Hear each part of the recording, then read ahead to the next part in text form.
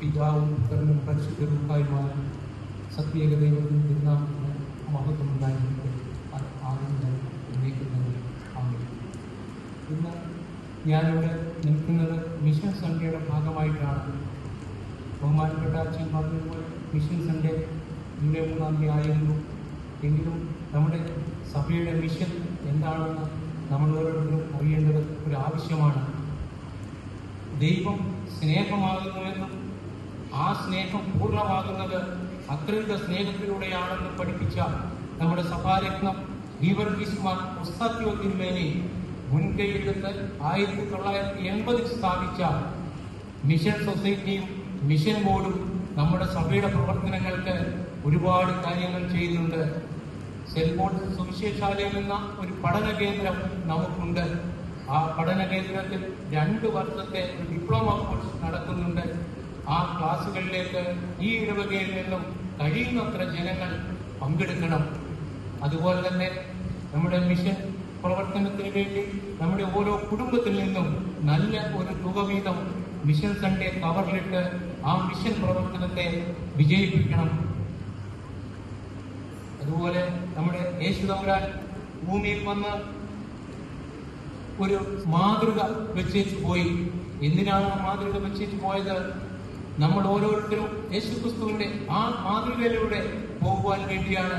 അതുകൊണ്ടാണ് നമ്മുടെ സഭയിലെ ഈ മിഷൻ പ്രവർത്തനവും ആ മാതൃകയിൽ കൂടിയാണ് നടക്കുന്നത്. അപ്പോൾ എല്ലാ കാര്യത്തിലും നമുക്ക് ക്രിസ്തു മാതൃകയായിരിക്കണം. ഈ ക്രിസ്തുവിന്റെ മാതൃക എന്ന് പറഞ്ഞാൽ 4 സുവിശേഷങ്ങളിലും ഒരുപോലെ പറയപ്പെടുന്ന ഒരു കാര്യമുണ്ട്. അതുപോലെ അവൻ പ്രാർത്ഥിപ്പാൻ നിർജ്ജന പ്രദേശത്ത് പോയി പിതാവിനോടൊത്ത് പ്രാർത്ഥിക്കുന്നു എന്ന് പറഞ്ഞാൽ ഈ നിർജ്ജന പ്രദേശത്ത് പോകുമ്പോൾ ആരെയും കൂട്ടാക്കിയിരുന്നില്ല, ഒറ്റയ്ക്കായിരുന്നു പോയിക്കൊണ്ടിരുന്നത്. ശിഷ്യന്മാരെ പോലും അവിടെ കൊണ്ടുപോവുകയില്ലായിരുന്നു. തന്നെയുമല്ല, തന്റെ പിതാവുമൊത്ത് ഒരുപാട് സമയം അവൻ ചെലവഴിച്ചിരുന്നു. ഭക്ഷണത്തിനു വേണ്ടിയോ മറ്റു കാര്യങ്ങൾക്കോ ചെലവഴിക്കുന്നതിനാൽ കൂടുതൽ സമയം തന്റെ പിതാവുമൊത്ത് യേശുദമ്പുരാൻ ചെലവഴിച്ചിരുന്നു നമുക്ക് കാണാം. ഇന്ന് നമ്മൾ വായിച്ചു കേട്ട വേദഭാഗം വിശുദ്ധ ലൂക്കോസിന്റെ സുവിശേഷത്തിൽ നിന്നാണല്ലോ. അവിടെ പറയുകയാണ് രക്ഷിക്കപ്പെട്ടവർ വളരെ കുറവാണെന്ന്. ഈ രക്ഷിക്കപ്പെടുക എന്ന് പറഞ്ഞാൽ എന്താണ് അർത്ഥമാക്കുന്നത്? എന്തിൽ നിന്നാണ് രക്ഷിക്കപ്പെടേണ്ടത് എന്ന് നമ്മൾ ചിന്തിക്കുമ്പോൾ കർത്താവായ യേശുദമ്പുരാൻ ഈ ഭൂമിയിലേക്ക് വന്നു. എപ്പോഴാണ് വന്നത്? കാലസമ്പൂർണത വന്നപ്പോഴാണ് ദൈവം തന്റെ പുത്രനായിട്ട് ഈ ഭൂമിയിലേക്ക് വന്നത്. ഗലാത്യലേഖനം 4-ാം അധ്യായത്തിന്റെ 4-ാമത്തെ വാക്യം നമ്മൾ വായിക്കുമ്പോൾ കാലസമ്പൂർണത വന്നപ്പോൾ ദൈവം തന്റെ പുത്രനെ സ്ത്രീയിൽ നിന്ന് ജനിച്ചവനായി ന്യായപ്രമാണത്തിന് കീഴിൽ ജനിച്ചവനായി ഈ ഭൂമിയിലേക്ക് അയച്ചു. എന്ന് പറഞ്ഞാൽ ന്യായപ്രമാണത്തിന് കീഴിൽ ജനിച്ചു എന്ന് പറയുമ്പോൾ ന്യായപ്രമാണത്തിന്റെ ആവശ്യത്തിന് വേണ്ടിയാണ് കർത്താവ് വന്നിരിക്കുന്നത്. കർത്താവ് വന്ന സമയം യഥാർത്ഥത്തിൽ ന്യായപ്രമാണത്തിന്റെ അന്ത്യകാലമായിരുന്നു. അതുകൊണ്ടാണ് യേശുദമ്പുരാൻ ഈ യെരുശലേം ദേവാലയമാണല്ലോ ന്യായപ്രമാണത്തിന്റെ പ്രതീകമെന്ന് പറയുന്നത്. യെരുശലേം ദേവാലയത്തെ ചൂണ്ടിക്കൊണ്ട് കർത്താവ് പറഞ്ഞു, കല്ലിന്മേൽ കല്ല് ശേഷിക്കുകയില്ല. അതിനുശേഷം കർത്താവ് അവിടെ പറയുകയാണ്, യെരുശലേമിലുള്ളവർ മലകളിലേക്ക് ഓടിപ്പോകട്ടെ ഈ അന്ത്യകാലത്ത്. അപ്പോൾ അവിടെ എന്നാൽ നമ്മുടെ സഭയുടെ പാരമ്പര്യം അനുസരിച്ച് ഈ അന്ത്യകാലം എന്നൊന്നില്ല. നമ്മുടെ സഭയിലെ പിതാക്കന്മാർ നമ്മളെ പഠിപ്പിച്ചിട്ടുള്ളത് കർത്താവിന്റെ മഹത്വത്തോടെയുള്ള പ്രത്യക്ഷത എന്നാണ്. അത് തന്നെയുമല്ല, നമ്മുടെ എല്ലാ ആരാധനയിലും നമ്മളൊരു വിശ്വാസ പ്രമാണം ചെയ്യുന്നുണ്ട്. അതെന്താണ്? അതിൽ ചില കാര്യങ്ങൾ ഞാനൊന്ന് പറയാം.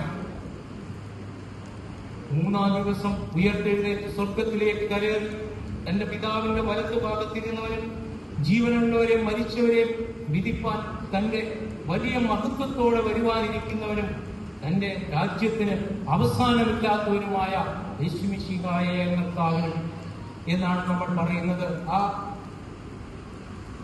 പ്രഖ്യാപനം അങ്ങനെയാണ് നമ്മൾ ഓരോ ആരാധനയിലും ചൊല്ലുന്നത്. അവിടെ ഒരു അന്ത്യകാലത്തെ പറ്റി നമ്മൾ പ്രഖ്യാപനം നടത്തുന്നില്ല. അവിടെ മഹത്വത്തോടെയുള്ള ഒരു പ്രത്യക്ഷതയാണ് നമ്മൾ ആകാംക്ഷയോടെ ഇരിക്കുന്നത്. അപ്പോൾ ആ മഹത്വത്തിലുള്ള പ്രത്യക്ഷത വരുമ്പോൾ നമ്മളൊക്കെ മുഖാമുഖം കാണുമെന്നാണ് പൗലോസ് വേദപുസ്തകത്തിൽ രേഖപ്പെടുത്തിയിരിക്കുന്നത്. റോമാലേഖനവും ഗലാത്യ ലേഖനവും യാക്കോബിന്റെ ലേഖനവും നമ്മൾ വായിക്കുമ്പോൾ ഹബക്കൂക്കിന്റെ പുസ്തകത്തിൽ നിന്ന് ഒരു വാക്യം അതിലുണ്ട്: നീതിമാൻ വിശ്വാസത്താൽ ജീവിക്കുമെന്നുള്ളത്. ഈ യഹൂദന്മാർ ഇവിടെ വായിച്ച ഭാഗത്തിൽ നിന്ന് യഹൂദന്മാർ കർത്താവിനോട് പല കാര്യങ്ങളും പറയുന്നുണ്ട്. കർത്താവ് അതിന് പല ഉത്തരങ്ങളും പറയുന്നുണ്ട്. അവിടെ മുമ്പന്മാർ പെൺപന്മാരാകുകയില്ലെന്നും രക്ഷിക്കപ്പെടുന്നവർ കുറവാണെന്നും ഒക്കെ സംസാരിക്കുന്നുണ്ട്.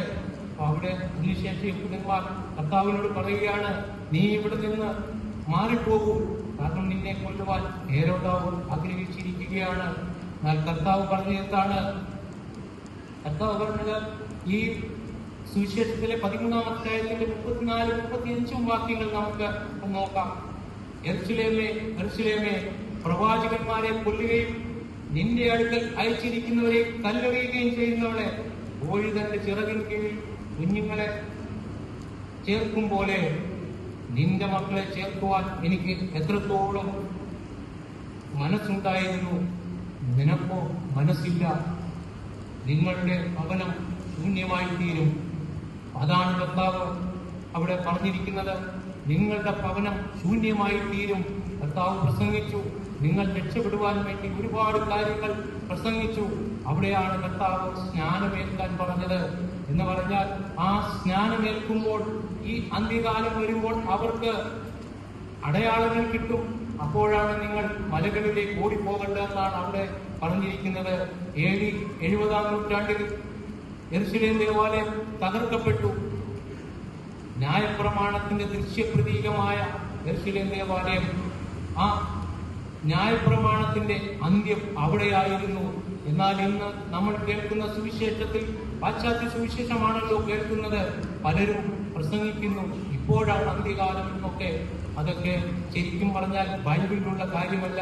കാരണം ബൈബിൾ നമ്മൾ കൃത്യമായി പഠിക്കുമ്പോൾ, ബൈബിളിന്റെ സാഹചര്യം പഠിക്കുമ്പോൾ മാത്രമേ നമുക്കത് മനസ്സിലാക്കാൻ സാധിക്കുകയുള്ളൂ. ഞാൻ നമ്മുടെ ആരാധനയിൽ പാടുന്ന ഒരു പാട്ടിന്റെ കുറച്ച് വരികൾ ഞാനൊന്ന് പാടാം. ഈണമൊന്നും ശരിയാവോ നിർബന്ധമില്ല. മഷിഹായോടേവം സാപ്രചൊല്ലി വേശ്യാസ്ത്രീ ഞാൻ ദുർവൃത്ത നിൻ പ്രിയയായി തീർക്കണമെന്നേ നീ പരിശുദ്ധ പരിശുദ്ധ സുധാ എന്നെ നിർമ്മലയാക്കേണമേ. ആരുത്തരമവളോടാരുളി മാമോദീസവെള്ളത്തിൽ മുങ്ങി പാവനയായി നീയൻ മണവാട്ടി സ്ഥാനം കൊള്ളുക. പുണ്യമിടും രക്തശരീരങ്ങൾ നിർമ്മലമാകും മൂറോനും ശുദ്ധതയെ സഭയിൽ ചേർത്തിടും. അങ്ങനെ വരികൾ പോകുന്നു. ഈ പാടിയ ഭാഗത്ത് നമ്മൾ കൊലോസ് ലേഖനം 2-ാം അധ്യായത്തിന്റെ 12-ാം വാക്യത്തിലും 2 കൊരിന്ത്യർ 11-ാം അധ്യായത്തിന്റെ 2-ാം വാക്യത്തിലും ഈ ഭാഗങ്ങൾ രേഖപ്പെടുത്തിയിട്ടുണ്ട്. വാട്ടം, മാലിന്യം ഒന്നും കൂടാതെ തന്റെ സഭയെ വിശുദ്ധമായി നിഷ്കളങ്കമായി തേജസ്സോടെയുള്ള ഈ പള്ളിയുടെ അന്തരീക്ഷത്തിൽ ക്രിസ്തുവിനോടുള്ള ഗാഢമായ ബന്ധത്തിൽ, സ്വാതന്ത്ര്യത്തിൽ, സ്നേഹത്തിൽ നിത്യജീവന്റെ വാഗ്ദാനം നമുക്ക് ഈ സഭയിലുള്ള പിതാക്കന്മാർ ക്രമപ്പെടുത്തി തന്നിരിക്കുന്നത് കർത്താവായ യേശു തമ്പുരാൻ കുരിശുമരണത്തിന് മുമ്പ് സ്ഥാപിച്ച വിശുദ്ധ കുർബാനയിലൂടെയാണ്. കർത്താവായ യേശു തമ്പുരാൻ കുരിശുമരണം വഹിച്ചപ്പോൾ തന്റെ ശത്രുക്കൾക്ക് വേണ്ടി പോലും പ്രാർത്ഥിക്കുകയാണ്. അവിടെ തന്റെ സ്നേഹത്തെയാണ് പ്രകടമാക്കിയത്. കർത്താവ് പറഞ്ഞത് നമ്മളെ അവൻ സ്നേഹിക്കുന്നു എന്നാണ്. നമ്മൾ ആ സ്നേഹത്തിൽ കൂടി നമുക്ക് സൗജന്യമായി സാർവത്രികമായി മഴയും വെളിച്ചവും വായും ലഭിക്കുന്നു. അവിടെ സൗജന്യമായി ഇത് ലഭിക്കുമ്പോൾ കർത്താവ് ഉച്ചനീചത്വങ്ങളോ പണ്ഡിത പാമരത്വങ്ങളോ കുജാല വ്യത്യാസമോ ഒന്നും അതിലില്ല. അത് തന്നെയുമല്ല ഒരു ഭാഷാ വ്യത്യാസവും അവിടെ കാണുന്നില്ല. അത് തന്നെയുമല്ല അതുകൂടാതെ നമ്മുടെ സഭയോ അല്ലെങ്കിൽ സമുദായമോ ഒരു ജാതിയോ ഒന്നും അവിടെ പ്രത്യേകിച്ച് കാണുന്നില്ല. എല്ലാവർക്കും ഒരുപോലെ വെളിച്ചവും വായുവും മഴയും തമ്പുരാൻ കർത്താവ് തമ്പുരാൻ നമുക്ക് നൽകുന്നു. അപ്പോൾ ചിലർ മനുഷ്യർ ചിന്തിച്ചേക്കാം, എന്നെ അവൻ സ്നേഹിക്കുമോ, ഞാൻ സ്വീകരിക്കപ്പെടുമോ അതോ തിരസ്കരിക്കപ്പെടുമോ, ഞാൻ അതിന് യോഗ്യനാണോ?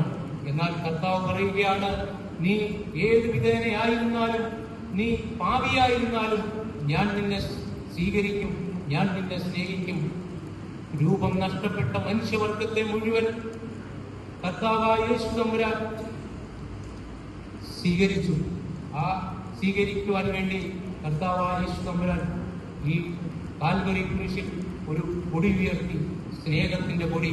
അതുകൊണ്ടാണ് നമ്മൾ പാടുന്നത്, ശുഭചിഹ്നം താൻ സ്ലീഹ, വിജയക്കൊടി താൻ സ്ലീഹ. കർത്താവ് സ്നേഹത്തെ അവിടെ വെളിപ്പെടുത്തുകയാണ്. കർത്താവായ യേശു തമ്പുരാൻ തന്റെ സ്നേഹത്തിലൂടെ തന്റെ തിരുശരീര രക്തങ്ങളെ നമുക്ക് അനുഭവിക്കുവാൻ തന്നു. വിശുദ്ധ കുർബാനയിലൂടെ നമ്മൾ ഓരോരുത്തരും കർത്താവിന്റെ തിരുശരീര രക്തങ്ങളെ അനുഭവിക്കുകയാണ്. അപ്പോൾ നമ്മൾ ഓരോരുത്തരും തിരുശരീര രക്തങ്ങളെ അനുഭവിക്കുമ്പോൾ നമ്മൾ ക്രിസ്തുവായി മാറുകയാണ്. നമ്മൾ മറ്റുള്ളവരെ ക്രിസ്തുവായി കാണണം. എങ്കിൽ മാത്രമേ നമുക്കൊരു ക്രിസ്തീയ ജീവിതം നയിക്കാൻ സാധിക്കൂ. ഈ ക്രിസ്തുവായി കാണണം എന്ന് പറയുമ്പോൾ നമ്മൾക്ക് എങ്ങനെ കർത്താവ് നമ്മുടെ തന്റെ തിരുശരീര രക്തങ്ങളെ തന്നതുപോലെ നമ്മളും മറ്റുള്ളവർക്ക് നമ്മുടെ ശരീര രക്തങ്ങളെ ഭക്ഷിക്കുവാൻ കൊടുക്കണം എന്ന് പറഞ്ഞാൽ എല്ലാവരെയും സഹോദരി സഹോദരങ്ങളായിട്ട് കാണണം. അപ്പോൾ മാത്രമേ ഒരു ക്രിസ്ത്യാനിയായിട്ട് ജീവിക്കാൻ നമുക്ക് സാധിക്കൂ. ഈ അവസരം തന്ന ബഹുമാനപ്പെട്ട അച്ഛനും മറ്റു വിശ്വാസികൾക്കും നന്ദി രേഖപ്പെടുത്തുന്നു. Thank you.